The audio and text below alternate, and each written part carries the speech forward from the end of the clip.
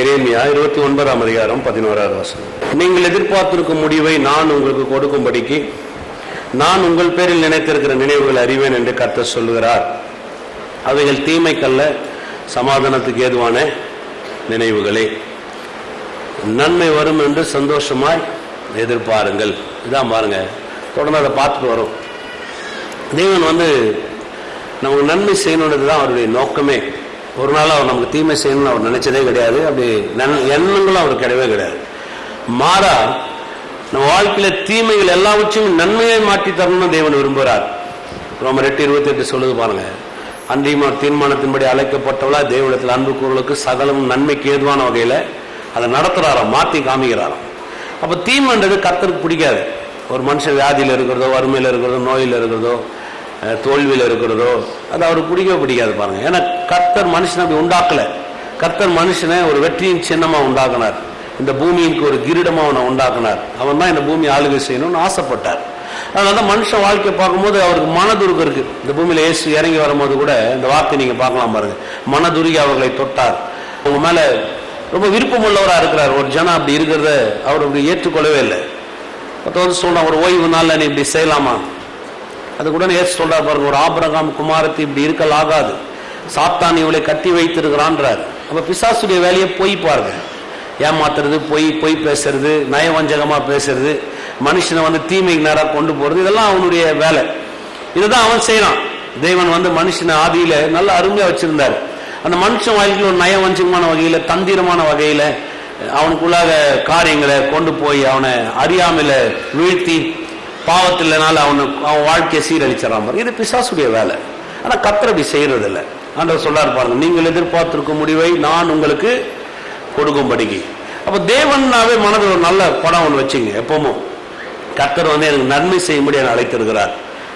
அவர் உயிரையே கொடுத்து என்னை அழைச்சிட்டு எனக்கு தீமை செய்ய வேண்டிய எண்ணமே அவர் கிடையாது. அப்புறம் உயிரே எனக்கு கொடுத்துருக்கிறான்னு சொன்னா நிச்சயமா என் வாழ்க்கைக்கு எனக்கு தேவையான சகலத்தையும் செய்ய அவர் வல்லவரா இருக்கிறார். ஆனா இந்த நன்மை பாருங்க, நம்மகிட்ட வர்றதுக்கு சில தடைகள் இருக்கு. அதை நம்ம ஒத்துக்கணும். எப்படின்னா, இந்த நன்மையை நம்ம கண்டடைவது அவனுக்கு பிடிக்காது. இந்த நன்மையை நம்ம பெற்றுக்கொள்வது அவனுக்கு பிடிக்காது. அதனாலதான் சோதனை இந்த பகுதியில் நமக்கு வருது. சில நேரத்தில் பாருங்க, வேலையில சோதனை, குடும்பத்துல சோதனை, மன ரீதியா சோதனை, சரீரத்துல சோதனை. சில நேரத்தில் சலிப்பு தட்டிடும். என்னடா வாழ்க்கை இப்படியே சோதனையா இருக்கு, கோயிலுக்கு போனா கூட என்ன பெருசா ஆண்டவர் நமக்கு செஞ்சு தரா அப்படின்ற எண்ணங்கள்லாம் பிசாசு கொண்டு வருவான். இதான் அவனுடைய தாக்கம் பாருங்க. இந்த சோதனைகள் என்ன பண்ணுது, நம்ம நன்மை நமக்கு வருது பாருங்க. நமக்காக தேவனுடைய நன்மை பெற்றுக்கொள்வதற்கு நம்ம வாழ்க்கையில் இருக்கிற இந்த பிரச்சனைகள், சில காரியங்கள்லாம் ஒரு தடையா மாறுது. அதை ஜெயிக்கிறதுக்கு தேவன் உதவி செய்யறார். அதுலதான் தேவன் நல்லவர். அடிக்கடி சொல்றேன்னா, அவருக்கு எல்லாமே தெரியும். அவர் ஆதி, அவர் அல்பா, அவர் தான் ஒமேகா, அவருக்கு எல்லாமே தெரியும். அவருக்கு மறைவானது ஒன்றும் இல்லை. சங்கீதக்காரன் சொல்றான், உமக்கு மறைவானது ஒன்றுமே இல்லை, நான் எங்க போவேன் உமக்கு மறைவான்றான் அவன். அப்ப கர்த்தருக்கு மறைவானது ஒன்றுமே இல்லை. அப்ப தேவன் எல்லாத்தையும் அறிந்திருக்கிறார். இந்த பூமியில கூட பாருங்க, நமக்கு இந்த நன்மை செய்யணும்னு அவர் நிறைய காரியங்கள் நமக்கு அனுப்புறார். நம்ம வாழ்க்கையில சில சோதனையின் காலங்கள்ல அதெல்லாம் நம்ம தவிர்த்துறோம். எப்படியாவது அதை இழந்துடும். இல்ல பிசாசு அதை நம்ம அறியாம கொண்டு நம்மளை ஏமாத்துறோம். இதுதான் உண்மை. நிறைய பாருங்க, அரசாங்கத்துல கூட நிறைய சலுகைகள் இருக்கும். அந்த சலுகைகள் எல்லாமே மக்களத்துல கொண்டு சேர்க்கறதுக்குள்ள அந்த சலுகையினுடைய தரங்கள் அப்படியே குறைஞ்சிரும். அது சிலருக்குலாம் அந்த சலுகை இருக்குதுன்றதே நிறைய பேருக்கு தெரியவே தெரியாது. அதே மாதிரிதான் தேவன் வச்சிருக்கிற எல்லா நன்மைகளுமே நம்ம பெற்றுக்கொள்ளணும், நம்ம வாஞ்சிக்கிறோம். ஆனா பிசாசு என்ன பண்றான், சில காரியங்களை ஏற்படுத்தி விட்டுறான். இதையே நம்ம ஜெயிக்கலாம். இதுக்கு தான் நான் சொன்னேன் இல்லைங்களா, தேவனுடைய பிரசன்னம்ன்றது ரொம்ப அருமையான ஒரு இடம் பாருங்க. தேவனுடைய பிரசன்னம்ன்றது ஒரு அனுபவிக்க வேண்டிய ஒரு இடம், அறிஞ்சிருக்கிற ஒரு இடம் இல்லை. தேவ பிரசன்னம்னா ஒருத்தருடைய பரஸ்பரத்தை நம்ம ஏற்படுத்துகிறோம். மனம் கலந்து உணவு பூர்வமான வகையில் அதை கொண்டு வருகிறோம். அன்னைக்கு ஒருத்தர் கேட்டா இருப்பாங்க, தெய்வம் தான் நம்மளோட எப்பவுமே இருக்கிறாரு, நீங்க ஒரு பிரசன்னத்துக்கு வரணும்னு சொன்னீங்களே அப்படின்னாரு. நல்ல விஷயம். இப்ப கல்யாணம் ஆயிடுச்சு, தாலி கட்டிடுறோம், மோதிரம் போடுறோம், அவங்க மனைவி ஆயிட்டாங்க, நம்ம அவங்களுக்கு புருஷன் ஆயிட்டோம், ஏதோ ஒண்ணு நம்ம வீட்டுல ஆரம்பிக்கிறோம். அன்னிலிருந்து நீங்க கணவன் மனைவி தான். ஆனா நல்ல பரஸ்பரம் இருக்காது.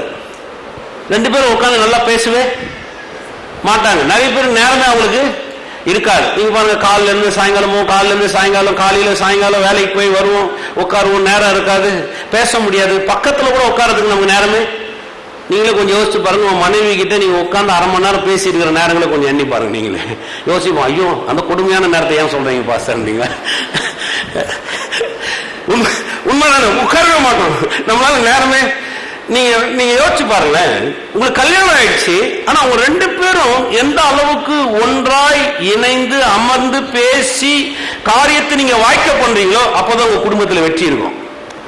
எத்தனை பேர் ஒத்துக்கிறீங்க? அதை நிறைய பேர் விளங்க மாட்டாங்கன்னா, உங்களுக்கு அறிவு இருக்கா, நானும் பிஸியா இருக்கிறேன் உனக்கு தெரியாதா? நீங்க எவ்வளவு பிஸியா இருந்தாலும் இந்த நேரத்தை நீங்க செய்யலன்னு சொன்னா உங்க குடும்பத்தில் ஒரு ஆரோக்கியத்தை நீங்க காணவே முடியாது. நிறைய குடும்பங்கள் நீங்க எடுத்துக்கு பாருங்க, நீங்களே கொஞ்சம் யோசிச்சு பாருங்க. குடும்பத்தில் நிறைய பிரச்சனைகள், கடன்கள், உங்க குடும்பத்தில் நிறைய சச்சரிவுகள், சில நேரத்தில் குடும்பத்தில் சமாதான தன்மை, இதெல்லாம் ஏன் வருது அப்படின்னு சொன்னா, இந்த கணவனுக்கும் மனைவிக்கும் இருக்கக்கூடிய அந்த நல்ல ஐக்கியத்தை வளர்த்து கொள்ளலன்னு வச்சுங்க. உட்கார்ந்து பேசி மனவிட்டு நேரத்தை செலவழித்து ஒருத்தருக்கு ஒருத்தர் அமர்ந்து இதை தீர்மானிச்சு இதெல்லாம் கொண்டு வரலன்னு வச்சுங்களேன், அந்த குடும்பத்தில் நல்ல ஆரோக்கியத்தை நீங்க காணவே எழுதி வச்சுங்க. நீங்களே போய் நம்ம நினைப்போம் அதெல்லாம் பிரச்சனை இல்லைங்க, உங்களுக்கு என்ன தெரியும், எனக்கு எவ்வளவு லோன் இருக்கு, அதெல்லாம் ஒரு பெரிய மேட்டரே கிடையாது.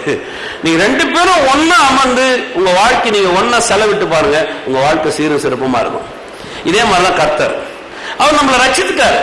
கல்யாணம் ஆன மாதிரி அவர் நம்மளை ரட்சித்துட்டாரு.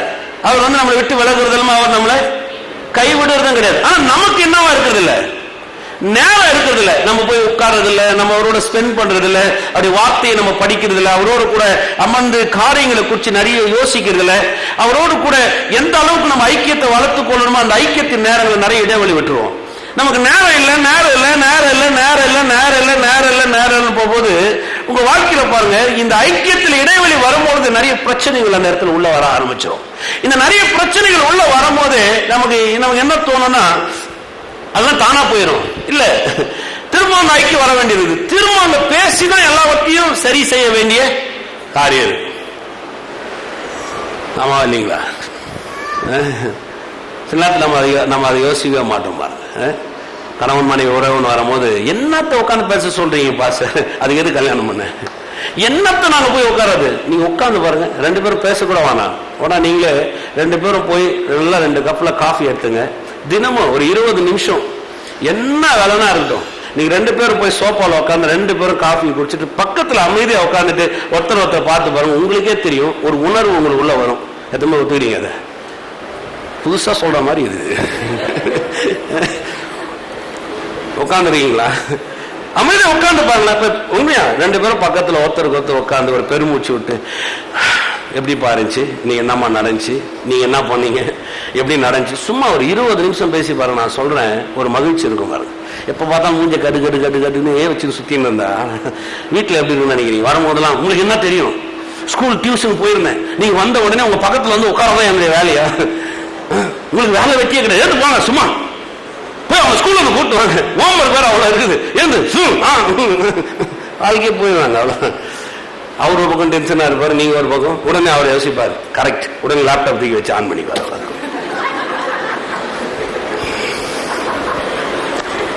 முகமே அப்படியே மறந்துடும் பாரு. போய் அந்த பேஸ்புக்கை கிளிக் பண்ண இன்னும் மறந்துடும். அந்த பேஸ பாக்கிறதுக்கு இவரு வந்து ரொம்ப இவர் பேஸ் மாறிடுது அப்படியே. உடனே நம்ம நினைக்கிறோம், எப்ப பார்த்தாலும் நீங்க பேசல. அதே மாதிரிதான் கணவனை நீங்க எடுத்துங்களேன், அவங்களோட நீங்க உட்கார்ந்து உங்க நேரம் நீங்க செலவிடல சொன்னா 2 பேருக்குள்ள எந்த விதமான புரிந்து கொள்ளுதலும் வரவே வராது. நீங்க உங்க குடும்பத்தில் நிறைய பிரச்சனைக்கு காரணம் என்னன்னா, நீங்க 2 பேரும் உட்கார்ந்து நிறைய பேசல, அவ்வளவுதான் பிரச்சனையே. நீங்க 2 பேரும் உட்கார்ந்து, நீங்க 2 பேரும் அமர்ந்து உட்கார்ந்து பேசி பாருங்க. நான் சொல்றேன், மலை மாதிரி இருக்கிற பிரச்சனை கூட கடுகு மாதிரி நீங்க ஜெயிச்சு காமிக்கலாம். எத்தனை பேர் விசுவாசிக்கிறீங்க? உண்மைதான். நீங்க என்ன நினைக்கிறீங்கன்னா, இல்ல பிரச்சனை அது இல்ல, பிரச்சனை அதுதான். நீங்க யோசிச்சு பாருங்க, நல்ல காரியத்தை யோசிச்சு பாருங்க. மனிதன் தனிமையா இருப்பது, அது மனுஷனா எடுத்துங்க, மனுஷியா எடுத்துங்க. மனிதன் தனிமையா இருப்பது, மனிதன் சொன்னா அதுல மனுஷன் உள்ளடங்குது. ஒரு மனிதன் தனிமையா இருப்பது நல்லதல்ல என்று அவனுக்கு ஒரு ஏற்ற துணையை உண்டாக்குவேன். நீங்க யோசிச்சு பாருங்க, ஒரு மனிதன் தனிமையா இருப்பது நல்லதல்ல என்று தேவன் கண்டு அவனுக்கு ஒரு ஏற்ற துணையை உண்டாக்கினார். இப்ப இவங்க 2 பேரையும் ஒன்னா வைக்கிறாரு. இவங்களுக்கு நல்லதுக்கு இவங்க, இந்த நன்மையை அறிந்து கொள்றதுக்கு இவர். 2 பேரும் ஒன்னா இருந்தாதான் அங்க நல்லா இருக்க முடியும். எதுக்கு ஒத்துக்கிறீங்க?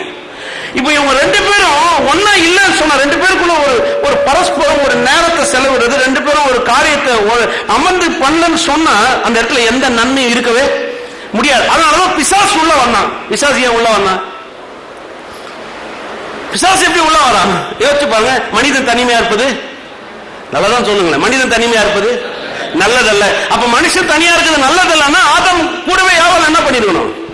நீங்க யோசிச்சு பாருங்க. ஆதாம் கூடவே ஏவாள் இருந்திருந்தா, ஏவாள் கூட ஆதாம் இருந்திருந்தா பிசாசு உள்ள வந்திருக்கவே முடியாது.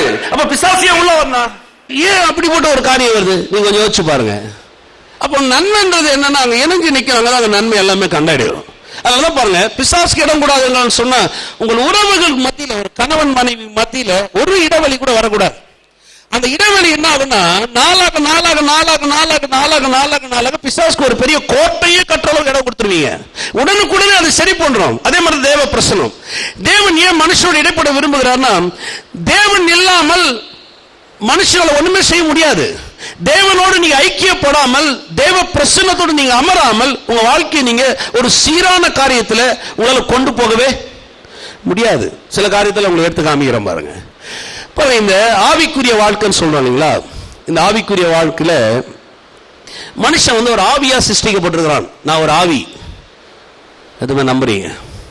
நீங்க நம்பினாலும் நீங்க நம்பலனாலும் நான் ஒரு ஆவி. ஒரு ஆவி தான் உங்களோட என்ன பண்ணின்றது? ஒரு ஆவி ஆவியோடு பேசின்றது. ஏன்னா நான் ஆவி, நீங்களும் என்னவா இருக்கிறீங்க? ஆவி. ஆவியான மனுஷன் சரீரத்தில் வாசமா இருக்கிறான். அவனுக்கு ஒரு ஆத்மா கொடுக்கப்பட்டிருக்கிறது. பாருங்க, இந்த ஆவியான ஒரு மனுஷன் அவனுடைய முழு ஆள் தத்துவம் எதுல இருக்குன்னு சொன்னீங்கன்னா ஆவியில தான் இருக்குது. தேவன் மனுஷன் எப்படி உண்டாக்குனார்னா ஆவியா தான் உண்டாக்குனார். எல்லாமே ஆவியில தான் இருக்கு. உங்களுடைய நிறைவு, உங்களுடைய வெற்றி, உங்களுடைய மேன்மைகள், உங்களுடைய ஆசீர்வாதங்கள், இதெல்லாமே எங்க இருக்குன்னு பாத்தீங்கன்னா ஆவியில தான் இருக்கு. இப்போ உங்க ஆவி, மனுஷன் ஆவியை பேசுற, பரிசுத்த ஆவியானவரை பத்தி பேசல, குழப்பிக்காதீங்க.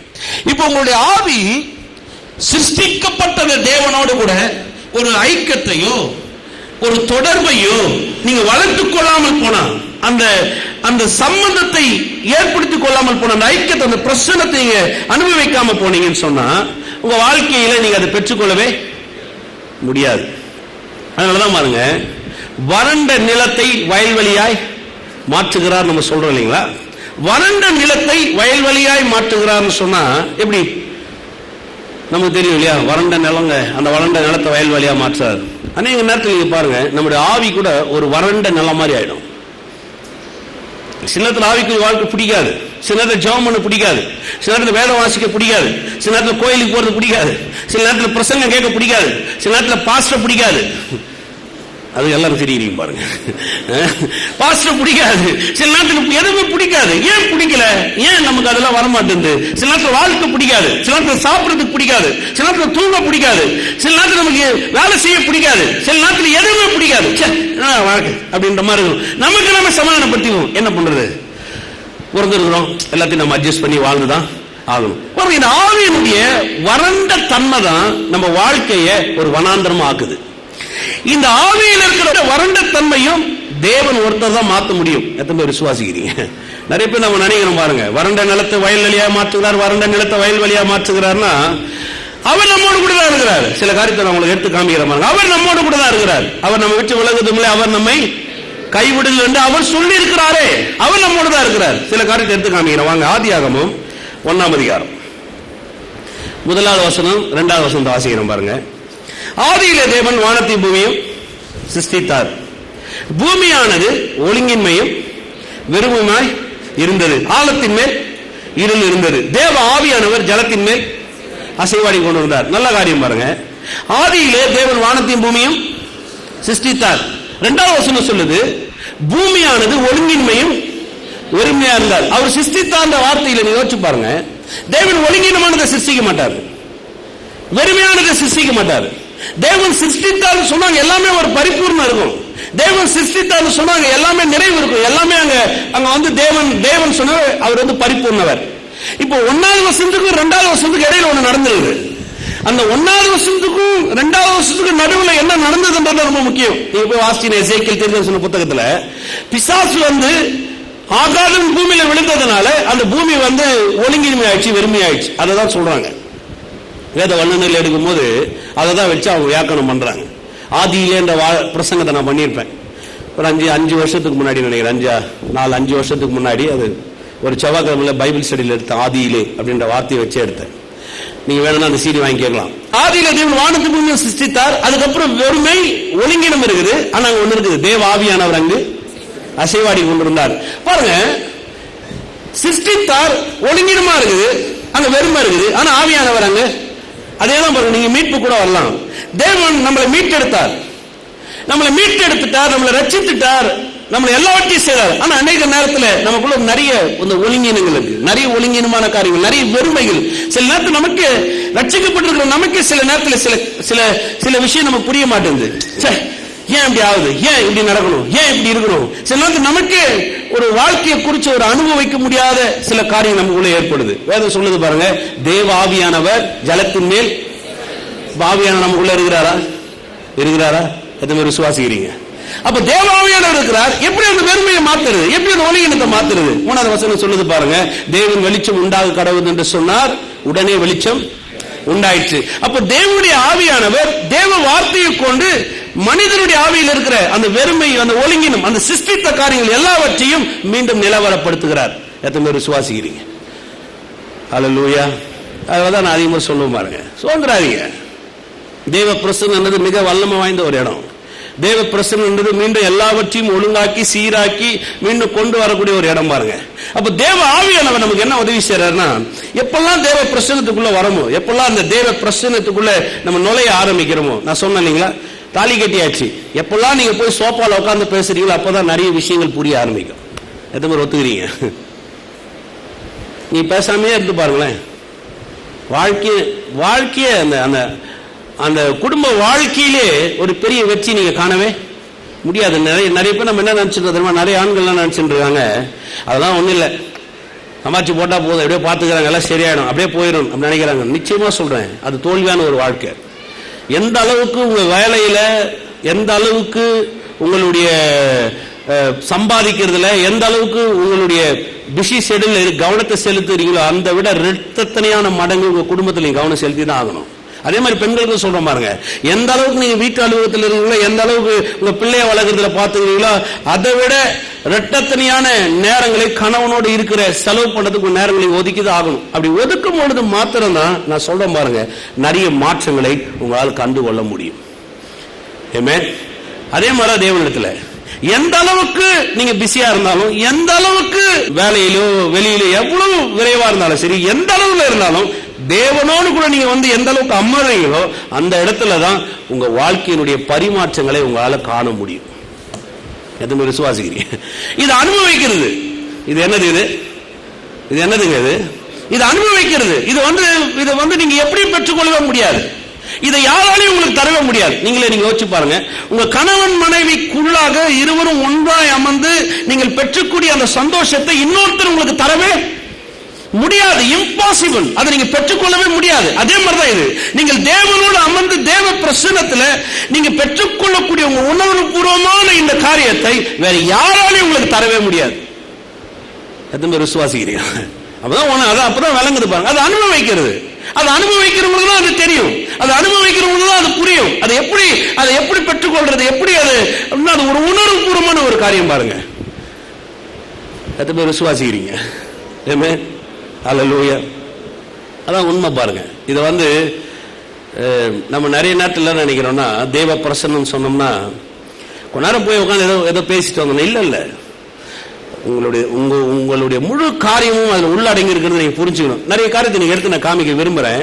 சங்கீதக்காரர்கிட்ட பேசுறான் பாருங்க, சில காரியத்தை எடுத்து வாங்க. சங்கீதம் 119:25 வாங்க. என் ஆத்துமா மண்ணோடு ஒட்டி கொண்டிருக்கிறது, உங்களுடைய வசனத்தின்படி என்னை உயிர்ப்பியும். பாருங்க எவ்வளவு சொல்றான் பாருங்க. என் ஆத்துமா மண்ணோட ஒட்டி கொண்டிருக்கிறது. எப்படி மண்ணோட போய் ஆத்மா ஒட்டிக்குது? சொல்ல, ஆத்மா மண்ணோட ஒட்டிக்குதான் என்ன பாருங்க. நான் ஆவியா இருக்கிறோம். மனுஷனை கர்த்தர் எப்படி சிரித்தார்ன்றதை முதல்ல புரிஞ்சுக்கணும். மனுஷனை ஆவியா சிருஷ்டித்தார், அவன் சரீரத்தில் வாசமா இருக்கிறான், அவனுக்கு ஒரு ஆத்மா கொடுக்கப்பட்டிருக்குது. இப்போ உங்க ஆவி ஒரு வறண்ட நிலைமையில வரும்போது உங்க ஆத்மா என்ன பண்ணுன்னு பாத்தீங்கன்னா, எதெல்லாம் உங்களுக்கு சந்தோஷமா தெரியுதோ அதெல்லாம் நீங்க போய் பற்றி கொள்ள ஆரம்பிப்பீங்க. சில நேரத்தில் பாருங்க, ஒரு மாதிரி போரா இருக்கும், டிவி எடுத்து ஆன் பண்ணுவோம். எதுக்கு டிவி ஆன் பண்றோம்? போரா இருக்குதுன்னு நம்ம என்ன பண்ணுவோம்? நான் சொல்லுங்க, டிவி பார்க்கல உங்களுக்கு போர் அடிக்கலையானு. அப்போ போர் ஆனா நம்ம என்ன ஆன் பண்றோம்? டிவி ஆன் பண்றோம். டிவி ஆன் பண்ணோன்னு நீங்க என்ன பண்ணுவீங்க? உங்களுக்கே அந்த தனிமையிலிருந்து நீங்க வெளியில வர ஆரம்பிக்கிறீங்க. வெளியில வந்த உடனே யாரோ ஒருத்தர் டிவியில ஏதோ ஒன்று பேசிட்டு இருக்கிறார், ஏதோ ஒண்ணு ஒரு சிரிப்பு சொல்றாரு, இல்ல ஒரு கதை சொல்லிட்டு இருக்கிறாரு, இல்ல ஒரு மருத்துவ பத்தி சொல்றாரு, இல்ல சமையல் ஓடிட்டு இருக்கும், ஏதோ ஒண்ணு உட்காந்து நீங்க பார்த்துட்டு இருப்பீங்க. இப்போ உங்க வறண்ட நிலைமை உங்களை இன்னொரு செகண்ட் டர்ன் பண்ணுது. இந்த வறண்ட நிலைமை என்ன பண்ணுதுன்னா, இப்ப எதுல நீங்க நிறைவை பெற்றுக்கொள்ள முடியுமோ அது பெற்றுக்கொள்ளாததுனால எது உங்களுக்கு தற்காலிகமா ஒரு நிறைவா கிடைக்குதோ அந்த நிறைவுக்குள்ளாக நம்ம போக ஆரம்பிக்கிறோம். அந்த டிவி பார்ப்போம், பாத்தீங்கன்னா 2 சீரியல் 1 மணி நேரம் காலியாயிரும். அப்புறம் சாப்பிடுவோம், அப்படி என்ன பண்ணுவோம்?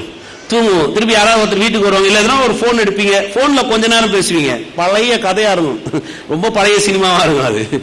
அதை சும்மா ஆரம்பிப்பீங்க. உங்களுக்கு தெரியுமா 2 மாசத்துக்கு முன்னாடி இது நடந்துச்சுன்னு உங்ககிட்ட நான் சொல்ல மறந்துட்டேன், நீங்க ஒரு உக்கு போட்டீங்கன்னு வைங்களேன், அவங்க அப்படியே கயிறா போட்டு வருவாங்க. ஆமா நானே யோசிச்சிருந்தேன், நீங்களும் 2 மாசமா அப்படியே தான் இருந்தீங்க. இப்ப உங்க ஆத்மா எங்க போய் ஒட்டுது? நான் சொல்றது விளங்குதா உங்களுக்கு? என் ஆத்மா மண்ணோட ஒட்டி கொள்ளுதுன்னு சொன்னா, இந்த வறண்ட நிலைமை, மண்ணுன்னா உலகம், மண்ணன் சொல்ற உலக ரீதியான காரியங்கள், உலகத்தில் வர தத்துவங்கள், உலகத்தில் இருக்கிற கோட்பாடுகள், இது எல்லாமே என்ன பண்ணுது? நம்மளை ஆட்கொள்ள ஆரம்பிக்குது. ஏன்னா உள்ள இருக்கிற வறண்ட நிலைமை இன்னொரு பக்கம் நம்மளை டைவர்ட் பண்ணுது. அதனாலதான் சொல்லுவேன் இல்லைங்களா, பாருங்க, ஆதாம் ஏவாளோட பேசாதனால ஏவாள் கிட்ட பிசாசு பேச வேண்டியதாயிடுச்சு. நீங்க எப்பொழுது யார்கிட்ட சரியா பேசலன்னா, யார் பேசுறாங்களோ அவங்க பக்கம் திரும்ப வேண்டியதாயிடும். அதான் தவறாயிடுது. அதனாலதான் நிறைய பிரச்சனைகள் ஏற்பட ஆரம்பிக்குது. பாருங்க, எப்போ நமக்காக தேவன் எதை கொடுத்திருக்கிறார் அதை பேசணும். இப்போ இந்த வறண்ட நிலைமை, இந்த தேவனோடு கூட நம்ம தொடர்பு கொள்ளக்கூடிய இந்த ஆவி, இந்த தேவனுடைய பிரசன்னத்தை பெற்றுக்கொள்ள, வார்த்தையை பெற்றுக்கொள்ளக்கூடிய காரியங்கள் நம்மோட சரியா இடைப்படலன்னு சொன்னா, உங்க அந்த வறண்ட நிலைமை வேற பக்கம் உங்களை டைவர்ட் பண்ணும். ஆமென். வாசிச்சு பாருங்க, என் ஆத்துமா மண்ணோடு ஒட்டி கொண்டிருக்கிறது, உமது வசனத்தின்படி என்னை எப்படி உயிர்ப்பிக்க முடியும்? அதுல இருந்து எப்படி உங்களை வெளியில கொண்டு வர முடியும்? அந்த வறண்ட நிலைமை எப்படி திருப்பி ஒரு சரியான நிலைமையை மாற்ற முடியும்? எப்படி? உங்களுடைய வசனத்தின்படி என்னை உயிர்ப்பியும். அதுக்கப்புறம் சொல்ல பாருங்க, என் வழிகளை நான் உமக்கு விவரித்து காட்டின போது எனக்கு செவி கொடுத்தீர், உம்முடைய பிரமாணங்களை எனக்கு போதியும், உமது கட்டளைகளின் வழியை எனக்கு உணர்த்தி அருளும். சொல்லுங்க, உணர்த்தி அருளும். உணர்வுன்னா என்னங்க? உணர்த்தி அருளும் என்ன? மேல வந்து இப்ப நான் இவரை கிள்றேன், வலிக்குதா? அது வலி உங்களுக்கு தெரியுமா? சொல்லுங்க, உங்களுக்கு எத்தனை பேர் எத்தனை பேர் வலிக்குது? யாராவது வலிக்குதா? யாருக்கு மட்டும் வலிக்குது? ஆனா அவருக்கு வலிக்குது, சிரிச்சுனே நிக்கிறேன். பாஸ்டர் கிள்றாரே. நான் சொல்றது விளங்குதா? உணர்வுன்றது, உணர்த்தி அருளும்ன்றது, அது நான் அனுபவிக்க வேண்டியது. இன்னொருத்தரால அது புரிந்து கொள்ளவே முடியாது. அதை நீங்க எக்ஸ்பிளைன் பண்ணவே சொல்லலாம். அவர் கிள்னாரு பாருங்க, கொஞ்சம் கிள்ன மாதிரி எதனா தெரியுதா? ஆமா, கொஞ்சம் கருப்பா தெரியுது, அவ்வளவுதான். கிள்னார், வேற எதுவும் தெரியும். ஆனா கிள்ற ஆட்களுக்கான உணர்வு தெரியும். சங்கீதக்காரன் சொல்றான் பாருங்க, உமது கட்டளைகளின் வழியை எனக்கு உணர்த்தி அருளும். அந்த உணர்வு உள்ள வரணும். பாருங்க, தேவன் நம்மோடு கூட சொல்லி தரணும். வாழ்க்கைனா என்ன, உன் பிரச்சனைக்கு என்ன பதில், உனக்குள்ள அந்த வழி எப்படி, எப்படி வர முடியும், இந்த உணர்வு உங்களுக்குள்ள ஏற்படணும். இந்த உணர்வு ஏற்பட்டாதான் அதுல இருந்து உங்களால வெளியில வரவே முடியும். அந்த உணர்வு தரக்கூடிய ஒரே இடம் எதுன்னு பாத்தீங்கன்னா தேவனுடைய. எத்தனை பேர் விசுவாசிக்கிறீங்க? ஏன்னா அங்கதான் அந்த உணர்வு இருக்கும். அவர்தான் சொல்லி தர முடியும். ஏன் இந்த பிரச்சனை, எப்படி இதுல இருந்து வர முடியும், எப்படி நீ காரியங்களை வாய்க்க போட முடியும், அவர்தான் சொல்லி தர முடியும். சொல்றான் பாருங்க. அதுக்கப்புறம் 28வது வசனம், சஞ்சலத்தால் என் ஆத்துமா கரைந்து போகிறது, உங்களுடைய வசனத்தின்படி என்னை எடுத்து நிறுத்தும். சஞ்சலத்தால் என் ஆத்துமா கரைந்து போகிறது, உங்களுடைய வசனத்தின்படி என்னை எடுத்து. பாருங்க, யோசிச்சு பாருங்க, உங்க ஆவி வறண்டு போயிருக்கும் போது சஞ்சலங்கள் அதிகமா தெரியும். உங்க ஆவியில ஒரு சந்தோஷம், நிறைவு இல்லாத பொழுது பிரச்சனைகள் ரொம்ப அதிகமா தெரியும். சின்ன சின்ன காரியம் கூட ரொம்ப பெருசா தெரியும்.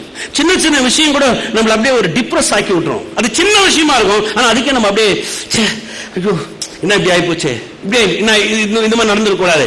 சின்ன சின்ன காரியம் கூட நம்மள பெரிய சஞ்சலத்துல கொண்டு போகுது. பாருங்க எவ்வளவு பெரிய காரியத்தை சொல்லலாம் பாருங்க. என் ஆத்துமா கரைந்து போகிறது, உம்முடைய வசனத்தின்படி என்னை எடுத்து நிறுத்தும். எப்படி சொல்றான் பாருங்க. அப்ப அந்த சஞ்சலத்திற்கு அவருடைய வசனத்துக்கு என்ன சம்பந்தம்? அந்த வசனம் ஆவியில வரும் பொழுது உங்களுக்குள்ள விசுவாசம் வருது. அதனாலதான் பவுல் சொல்றாரு பாருங்க, நாங்கள் விசுவாசத்தின் ஆவி உடையவர்களா இருக்கிறபடியினால் விசுவாசிக்கிறோம், நாங்கள் பேசுகிறோம் என்றார். என்ன ஆவி? விசுவாசத்தின் ஆவி. சொல்லுங்க, விசுவாசத்தின் ஆவி. அப்ப விசுவாசம் எங்க வேலை செய்யுதுங்க? ஆவியில வேலை செய்யுது. அப்ப வசனம் எங்க போகுது? ஆவிக்கு போகுது. அப்ப ஆவி வசனத்துக்குள்ள போய் அந்த வசன விசுவாசத்துக்குள்ள போய் இப்ப நம்ம வாழ்க்கையில் அந்த சஞ்சலத்திலிருந்து நம்மளை விடுதலை ஆக்குது. அப்பதான் பிரச்சனை வரும்போது நம்ம அமைதியா இருப்போம். ஏமே, அப்ப நீங்க பிரச்சனை வரும்போது சஞ்சலப்படும் போது உங்களுக்கு ஒரு கவலை உங்களை அதிகரிக்கும் போது உங்க வாழ்க்கை வெறுக்கிற மாதிரி மாறும் போது சில நேரத்தில் உங்களுக்கு எதுவுமே விருப்பம் போது நீங்க நல்லா தெரிஞ்சுக்கலாம். என்ன தெரியுமா? என்ன? உங்க ஆவி ஒரு வறண்ட நிலத்துல இருக்குது. இன்னும் நீங்க அந்த தேவனுடைய பிரசன்னத்துல உள்ள வந்து அதை ரிசீவ் பண்ணும் பொழுது இதெல்லாமே மாறிடும். ஆமென். பாருங்க, ஒரு செடியை பாக்குறீங்க. ஒரு செடியை பார்த்தோன்னே அப்படியே காஞ்சி போய் கிடக்குது, அப்படியே இலெல்லாம் வாடி போய் கிடக்குது. பக்கத்துல ஒரு பக்கெட் இருக்குது, பக்கெட் நிறைய தண்ணி இருக்குது. பார்த்த உடனே நீங்க என்ன பண்ணுவீங்க? தண்ணி எடுத்து எங்க ஊத்துவீங்க? ஒவ்வொரு இலையா எடுத்து அப்படியே டிப் பண்ணி வைப்பீங்களா? என்ன பண்ணுவீங்க? எத்தனை எங்க ஊத்துவீங்க? கொண்டு போய் அந்த மண்ணில் ஊத்துவோம். இப்ப அந்த மண்ணு என்ன பண்ணும்? தண்ணி எல்லாத்தையும் சக் பண்ணும், அப்படி இழுத்துக் கொள்ளும். அது அந்த மண்ணு தண்ணியை இழுத்து வேர்ல கொண்டு போய் வைக்கும். இப்ப அந்த மண்ணு தண்ணியை இழுத்து வேர்ல வச்சோன்னு வேருக்குள்ள தண்ணி ஊடுருவி போய் அந்த செடியில வந்து அந்த இலைக்கு வரும். கொஞ்ச நேரத்தில் அந்த இலை என்ன ஆகும் நினைக்கிறீங்க? நீங்க யோசிச்சு பாருங்க. இதான் ப்ராசஸ். நீங்க நல்லா நினைங்க. ஆவிக்குள்ள வசனம் போனாதான் உங்களுடைய வெளியரங்கமான பசுமையை உங்களால காண முடியும். விசுவாசிக்கிறீங்களா? எங்க போனோம்? எங்க போனோம்? நம்மளை கர்த்தர் எப்படி சிருஷ்டித்தார்? பக்கத்துல பா சொல்லுங்க, ஒரு மண்ணு தட்டுற மாதிரி கூட இருக்கும். அது இல்ல, நீ ஒரு மண்ணு. ஆமா, நீங்க மண்ணு. இவர் கருப்பா இருக்கிற ஒரு கருமண். இவர் மாநிறமா இருக்கிறார், ஒரு மாநிற மண். அவங்க சிகப்பா இருக்கிறார், அது வெள்ளை மண். அவ்வளவுதான். நீங்க இவரை பாலிஷ் பண்ண மண்ணு நினைச்சிடாதீங்க. மண்ணு பக்கத்துல பார்த்து சொல்லுங்க, நீங்க ஒரு மண்ணு. நல்லதான் சொல்லுங்க, நீங்க ஒரு மண்ணு. மனுஷன் எப்படி என்ன பண்ணாங்கன்னா மண்ணு. இந்த வசனம் உள்ள போகணும். இந்த மண்ணுக்குள்ளதான் முதல்ல வருது. நீங்க வாசிக்கிறீங்க, நீங்க கேட்கறீங்க, இப்ப மண்ணுல தான் ஊத்துறீங்க. நீங்க ஊத்த அது உள்ள போகுது. அந்த மண்ணு உள்ள போய் ஆவியில படுது. ஆவியில இருந்து அது அப்படியே ஊடுருவி வெளியரங்கமா வருது, ஒரு பசுமையை காமிக்குது. சங்கீதக்காரன் சொல்றான் பாருங்க, இரவும் பகலும் கர்த்தருடைய வார்த்தைக்கு ஆரமா இருக்கிற மனுஷன் அவன் நீர்க்கலோடமா நடப்பட்டு தன் காலத்தில் தன் கடி தந்து இலை உதிரா மரங்களை போல் இருக்கும். அவன் செய்வதெல்லாம், யார் செய்வதெல்லாம்? அவன் செய்வது வாய்க்கும். கடைசி வார்த்தை எவன் செய்வது வாய்க்கும்? இரவும் பகலும் கர்த்தருடைய வார்த்தையில். அப்ப தியானமா இருக்கிறது என்ன? அவன் என்ன பண்றான்? அந்த வசனத்தை ஆவியில கொண்டு போயினே இருக்கான். இரவு பகலும் அந்த வார்த்தையை ஆவியில கொண்டு போறான். ஆவிக்குள்ள அந்த வார்த்தை போக போக போக போக அவனுடைய வெளியரங்கமான இலை உதிர மரங்கள மாதிரி இருக்கான். அவன் செய்வதெல்லாம் அது மாதிரி வழங்குது. ஆமென். சொல்லுங்க, தேவனுடைய பிரசனம் ரொம்ப முக்கியம். ஹல்லேலூயா. சென்னைக்கு மே 5 போயிருந்தேன் பாருங்க. ஒரு நண்பர் வீட்டில் தங்கியிருந்தேன். சரியான வெயில். ஒரு கல்யாணம் நடத்த வேண்டியிருந்தது பாருங்க. அப்படியே வெயில்ல கச கச கச கச ஆகுது பாருங்க. வேர்த்து ஊத்துது. நண்பர் நல்ல ஒரு ப்ளூ ஸ்டார் கம்பெனியில ஒரு புது ஏசி 2 டன் வாங்கி போட்டு வச்சிருந்தாரு. சரியான ஏசி. அப்படியே அந்த ரூமுக்குள்ள உள்ள போனன்னு வைங்களேன், போன உடனே அப்படியே பயங்கர என்ஜாய் ஆகும். அப்படியே குளு குளு குளு குளு குளு. வெளியில இருக்கிற எந்த டெம்பரேச்சரும் உள்ள இருக்கவே இருக்காது. ஆனா வெளியில டெம்பரேச்சர் இருக்குது. ஆனா உள்ள டெம்பரேச்சர் வேறையா இருக்குதா? இப்ப உள்ள இருக்கிற டெம்பரேச்சர் ரொம்ப குளுமையா வச்சிருக்குது. ஆனா வெளியில இருக்கிற டெம்பரேச்சர் என்ன கச கச கசன்னு ஆக்கிடுது. அப்படியே வேறு ஒழுகுது. பனி நல்லா நஞ்சு போயிருக்குது. கட்சிப்பு சுத்தமா நஞ்சு போச்சு. தலைலாம் அலங்கோலமா இருக்குது. அப்படியே கார் ஓட்டின்னு வரவே என்னால முடியல. கார்ல ஏசி இருக்குது, ஆனா ஏசி பத்தல, அது ஓட்டிட்டு வரவே முடியல. அப்படியே உள்ள அவர் ரூம்ல அப்படி போய் அப்படி கட்டில உட்கார்ந்த உடனே அப்படியே ஒரு தூக்கம் வருது பாருங்க. அப்படியே படுத்த உடனே தூக்கம் வருது. அப்ப உள்ள இருக்கிற டெம்பரேச்சர் வெளியில இருக்கிற டெம்பரேச்சருடைய காரணத்தை எல்லாத்தையும் மாற்றி போடுது.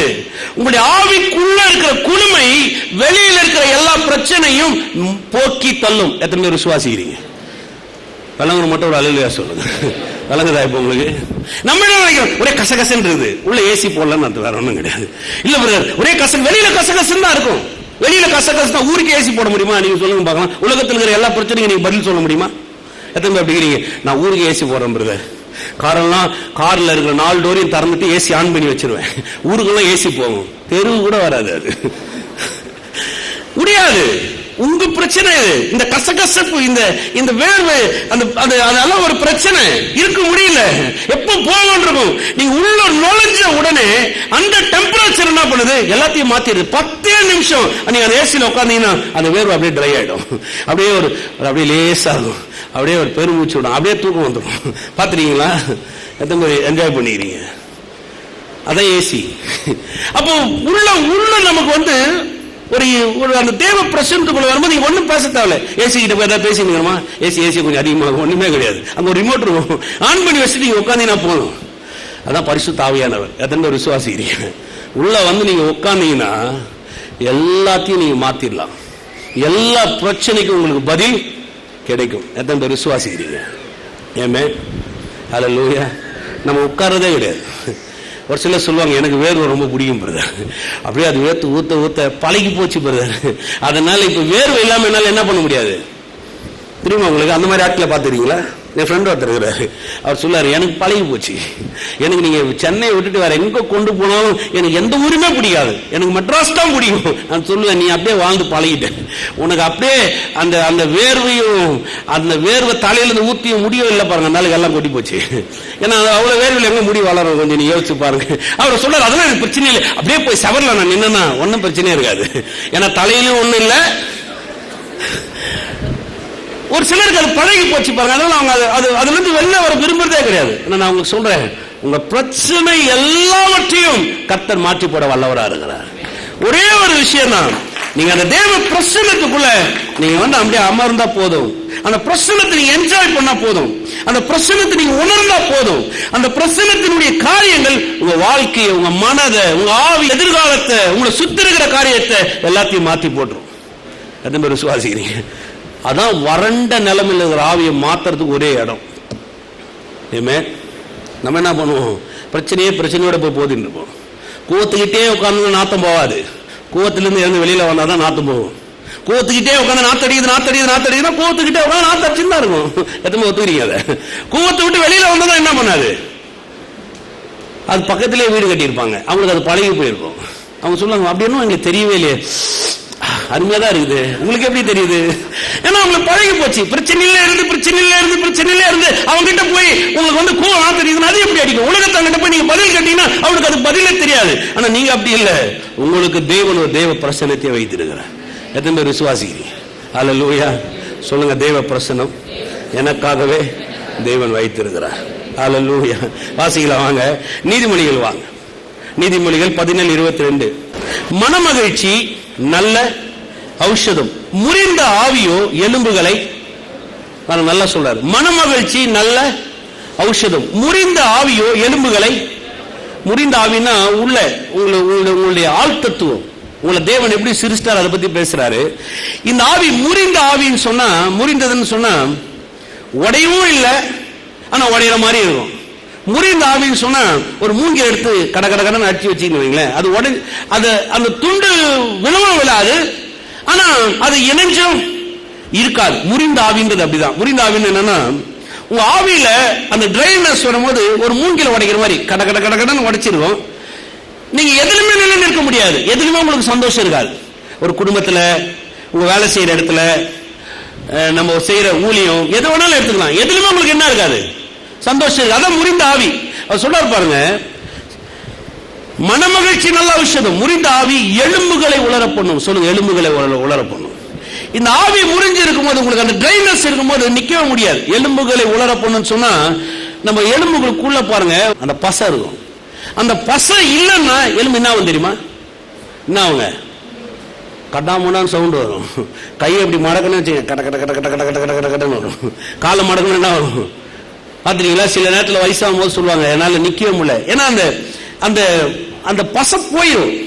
அவர் சொல்றாரு, முறிந்த ஆவி எலும்புகளை உலர பண்ணும் சொன்னா, உன்னை நிக்க வைக்கவே முடியாது, உன்னால நடக்கவே முடியாது, உன்னால எதுவுமே சரியான காரியத்தை செய்யவே முடியாது. இந்த முறிந்த ஆவி ரொம்ப கொடுறாரு. அதனாலதான் ஆவியில் இருக்கிற ட்ரைனஸ் அப்படியே வாழ்க்கையில கொண்டு போகவே முடியாது. அதை மாற்றணும். வாசிக்கல, இன்னொரு வாசம் வாசிக்க 18-14 வாங்க. நீதிமொழிகள் 18-14.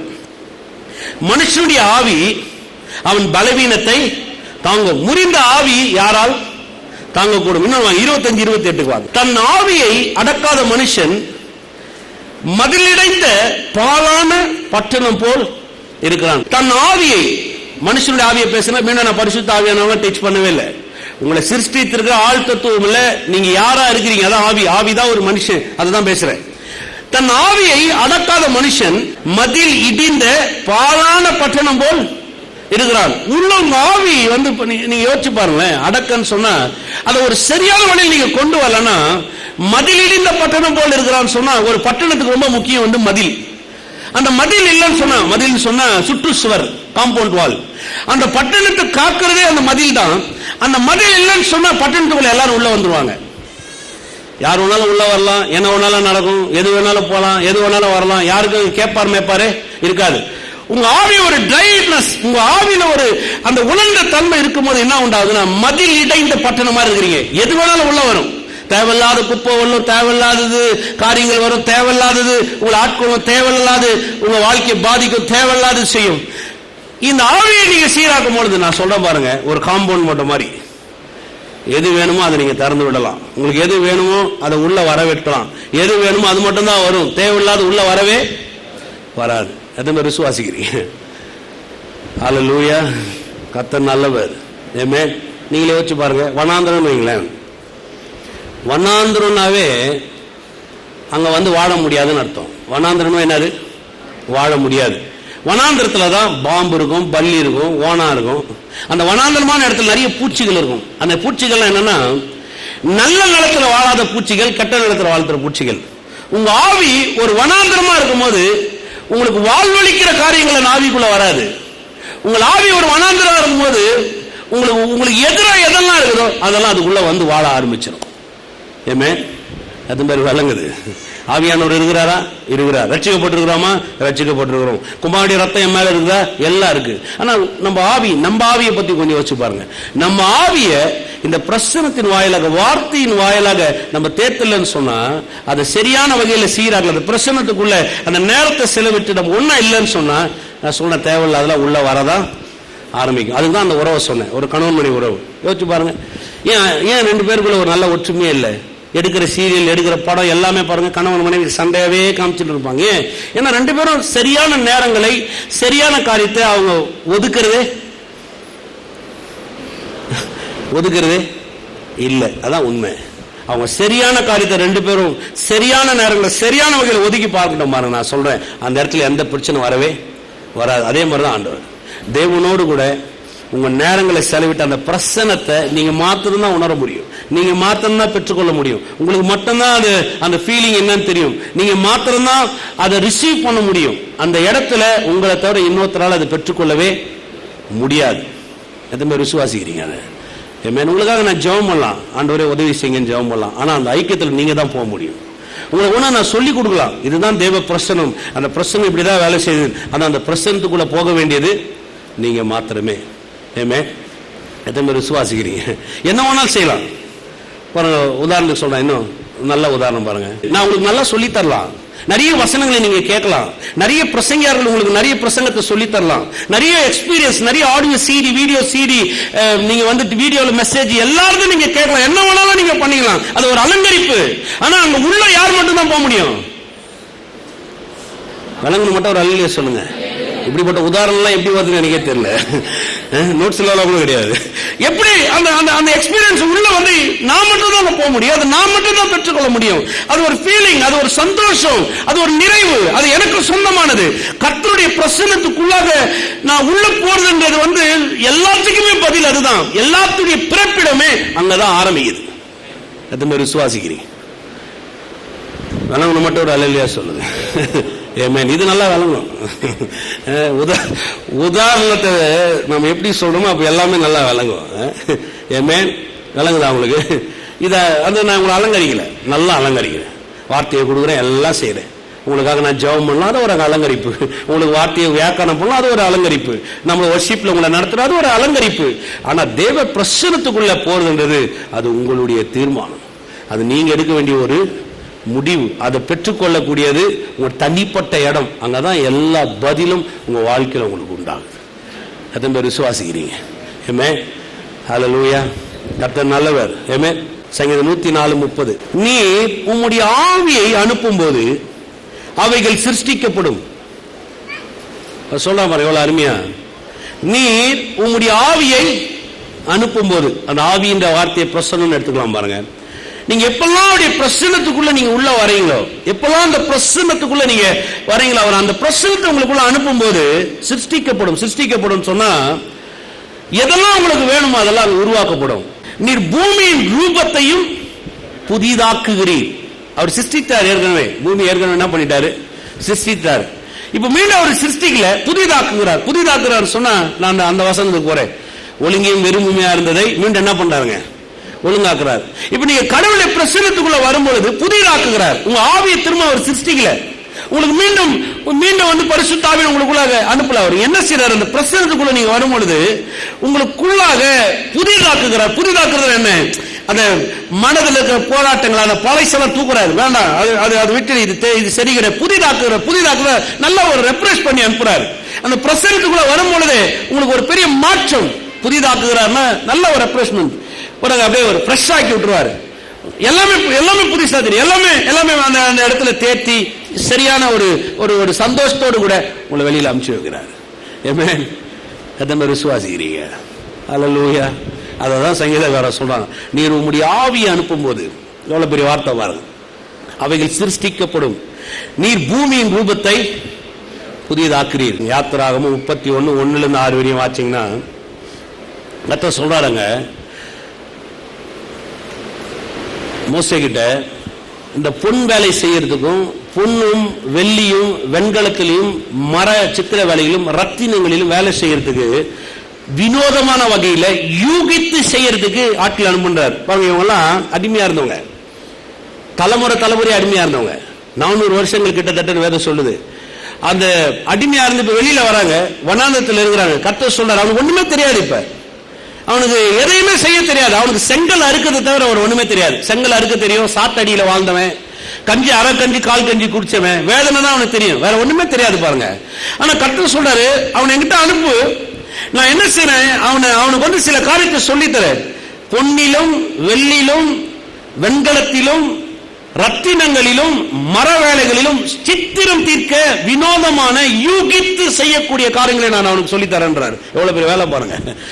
யூகித்து சொல்லுங்க, யூகித்து சொல்லுங்க, வினோதமான. அப்ப பாருங்க, நம்ம ஆவியில வந்து சில நேரத்தில் நமக்கு ஒண்ணுமே புரியல. நீங்க தேவ சமூகத்துக்கு வரும்போது வினோதமான காரியங்களை உங்களுக்கு செய்ய அவர் கத்துக் கொடுக்கிறார். யூகித்து ஒரு சித்திரத்தை எப்படி உருவாக்குற, ஒரு மரத்தை பார்த்த உடனே அதை எப்படி ஒரு பொம்மையாக்கலாம், ஒரு தங்கத்தை பார்த்த உடனே அதுல எப்படி ஒரு டிசைன் செயின் வரும், அது எப்படி அது அழகான வகையில் அந்த தங்கத்தை உருவாக்குறது, ஒரு உருவத்தை ஏற்படுத்தி கொடுப்பது, அந்த ரா மெட்டீரியலை வச்சு எப்படி ஒரு நல்ல டிசைனை கொண்டு வருவது, அதெல்லாம் அவர் தான் சொல்லி தராராம். மோசே கிட்ட சொல்றாரு பாருங்க, எங்கிட்ட அனுப்பு, நீ நான் செஞ்சு காமிக்கிறேன்றாரு. நீ நான் சொல்றேன் பாருங்க, உங்க வாழ்க்கையில ரொம்ப ட்ரைனஸா இருக்கிறீங்களா, உங்க ஆவியில ரொம்ப தொய்ந்து போயிருங்களா, ஒண்ணுமே பண்ணாதீங்க. நீங்க தேவ சமூகத்தில் போங்க, உங்களை வினோதமான வகையில யூகித்து காரியங்களை செய்யற ஜனங்களா கர்த்தர் உங்களை மாத்திடுவார். எத்தனை பேர் விசுவாசிக்கிறீங்க? உருவாக்கிடுவீங்க. ஒரு ராமெட் ஒண்ணுமே இல்லாத ஒரு பொருளை வச்சு அதுல பிரம்மாண்டமான காரியத்தை காமிக்க ஆரம்பிச்சிருவாங்க. சமீபத்தில் இன்டர்நெட்ல ஒரு இது பார்த்த பாருங்க, சோஃபா செட்டு. நீங்களா பாத்தீங்களான்னு எனக்கு தெரியல. ட்ரம் இருக்கு பாத்தீங்களா, வேஸ்ட் ட்ரம், அந்த இரும்பு ட்ரம் இருக்கு பாத்தீங்களா, அந்த ட்ரம்ல சோஃபா செட்டு செய்யறான். பாத்துறீங்களா? அதை பிரம்மாண்டமா இருக்குதுங்க, ஆச்சரியமா இருக்குது. எப்படி அவன் திங்க் பண்ணான்னு கூட தெரியல. வேஸ்ட் இரும்பு ட்ரம்ல நீங்க சோஃபா செட் பண்ண முடியுமா? நீங்க யோசிச்சு பாருங்க. ஒரு வேஸ்ட் இரும்பு ட்ரம் நம்ம பார்க்கும்போது இறங்கி போடலாம் நினைப்போம், தூக்கி வாழ வச்சிருப்பாங்க. பெரிய பெரிய பேரல்ல பார்க்கும்போது நமக்கு அது ஒண்ணுமே தோணல. அந்த வேஸ்ட் பேரல்ல எடுத்து தாய்லாந்துல பிரம்மாண்டமான சோஃபா செட், நீங்க அதை பாத்தீங்கன்னா உடனே வாங்கி போய் வீட்டுல வைக்கலாம்னு தோணும். அந்த அளவுக்கு பண்ண வைக்கிறான்.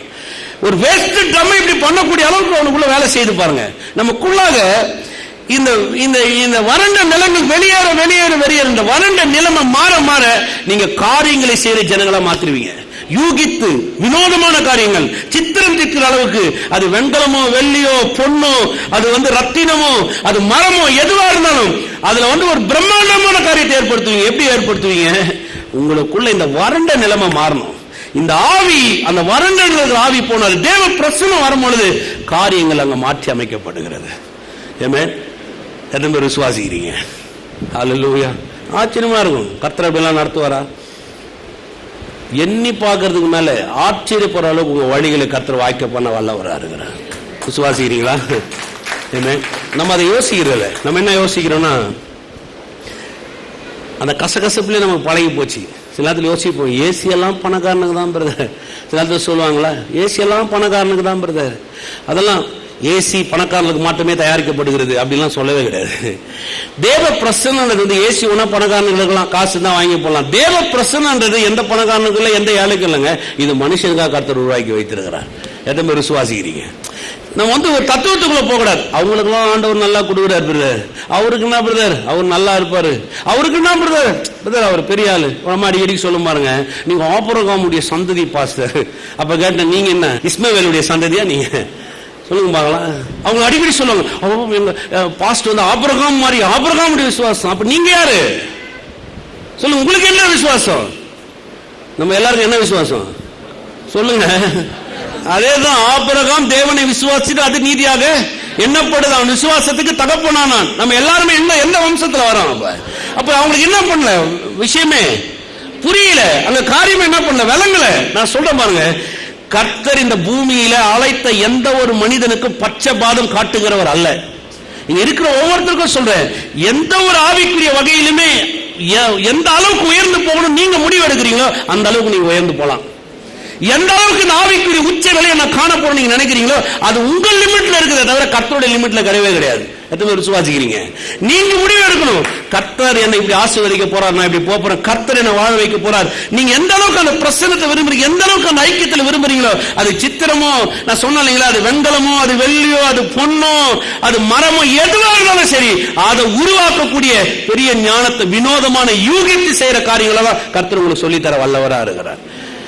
எத்தனை பேர் விசுவாசிக்கிறீங்க? ஆமென். அப்ப நம்ம ஆவிக்குரிய ஆசீர்வாதம்ன்றது நம்ம கை, நம்முடைய லிமிட்ல தான் இருக்குது, அது கர்த்தருடைய லிமிட்ல இல்லவே இல்லை. எந்த அளவுக்கு நீங்க உயர்ந்து போன நினைக்கிறீங்க, எந்த அளவுக்கு இந்த உலகத்துல ஆவிக்குரிய வாழ்க்கையில, ஆவிக்குரிய வாழ்க்கையின் மூலம் இந்த சரீரத்தில் ஜெயிக்க நினைக்கிறீங்க, எந்த அளவுக்கு நீங்க இந்த உலகத்துல இதை நீங்க காட்டணும் நினைக்கிறீங்க, அந்த அளவுக்கு உங்க வாழ்க்கையை நீங்க உயர்த்தி காட்டலாம். ஆமென். எத்தனை பேர் விசுவாசிக்கிறீங்க? பில் கேட்ஸோட நீங்க பெரிய ஆள் ஆகலாம், அம்பானி ஆணி ஆக்கிடலாம், நீங்க அதை விட பெரிய ஆள் ஆகலாம். எத்தனை பேர் விசுவாசிக்கிறீங்க? நம்புறீங்களா?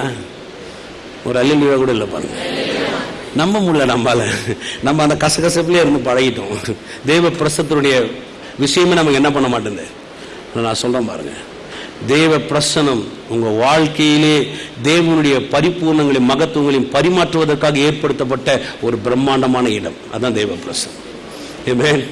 இது யாரும் உங்களுக்கு எக்ஸ்பீரியன்ஸா கொண்டு போய் காட்டவும் முடியாது. நான் சொன்ன மாதிரி தான், அலங்கரிச்சு தான் அனுப்ப முடியும், உள்ள நீங்க தான் போகணும். எனக்கு ஒண்ணுமே புரிய மாட்டேன் பாஸ்டர், நீங்க உள்ள போங்க எல்லாம் புரியாங்க, அவ்வளவுதான்.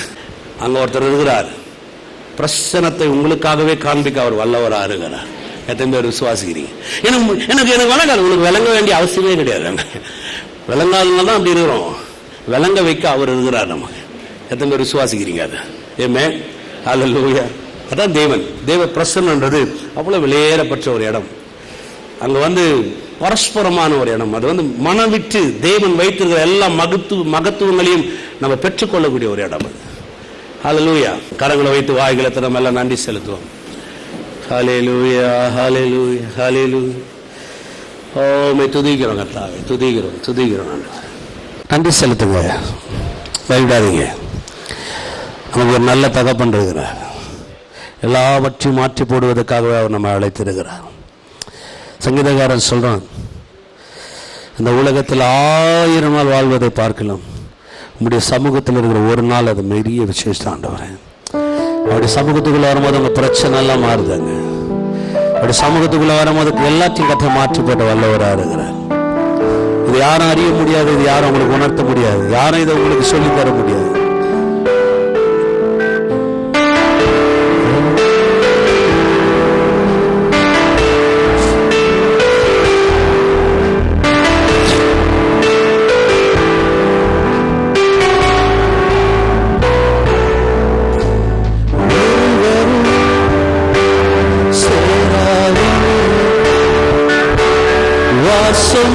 செய்திடும் எங்கள் தேவனே,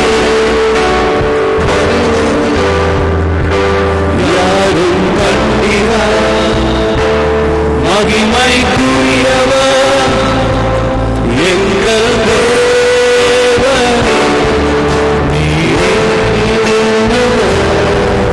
நீரே பரிசுத்தர், நீரே மகத்துவம், உம்மை ஆராதிக்கிறோம். நீரே உன்னதர், நீரே பரிசுத்தர், நீரே மகத்துவம், உம்மை ஆராதிக்கிறோம். ஏகோலாம் நீரே, உமக்கு ஆரம்பமில்லை. ஏகோலாம் நீரே, உமக்கு முடிவொன்றுமில்லை. ஏகோலாம் நீரே, உமக்கு ஆரம்பமில்லை. ஏகோலாம் நீரே, உமக்கு முடிவொன்றுமில்லை. உம்மை அறிந்தவர் இல்லை, உம்மை புரிந்தவர் இல்லை, உம்மை கண்டவர் இல்லை, உமக்கு உருவங்கள் இல்லை. உம்மை அறிந்தவர் இல்லை, உம்மை புரிந்தவர் இல்லை, உம்மை கண்டவர் இல்லை, உமக்கு உருவங்கள் நீரே உன்னதர், நீரே பரிசுத்தர், நீரே மகத்துவம், உம்மை ஆராதிக்கிறோம். நீரே உன்னதர், நீரே பரிசுத்தர், நீரே மகத்துவம், உம்மை ஆராதிக்கிறோம். நல்ல கரங்களை விட்டு வாய்கிறார்கள்.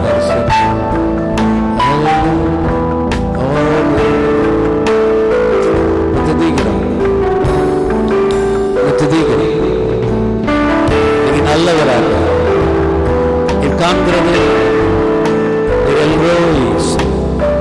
இருக்கிற ஒவ்வொரு குடும்பங்களுக்கும் அவங்க சமத்தில் வருகிறது. தெய்வ பிரசனத்தை அனுபவியோடு கூட அவங்க நேரங்களை செலவிடப்படும். அந்த அளவில்லாத சந்தோஷம், அந்த அளவில்லாத மகிழ்ச்சி, அந்த அளவில்லாத நிறைவு ஆசீர்வாதத்தை என் வாழ்க்கையில் கொடுக்கிறபடி நான் நன்றி சொல்றேன். நாம மகிமை தரணும், நாம மகிமை. நீங்க நல்லவரா, நீங்க நல்லவர். இயேசு கிறிஸ்து வல்லமுள்ள நாமத்தினாலே பிதாவே, ஆமென். கர்த்தராகிய இயேசு கிறிஸ்துவின் கிருபையும் பிதாவாகிய தேவனுடைய பரிசுத்த ஆவியானவருடைய இன்றும் என்றும் சதா காலமும் இருப்பதாக. ஆமென்.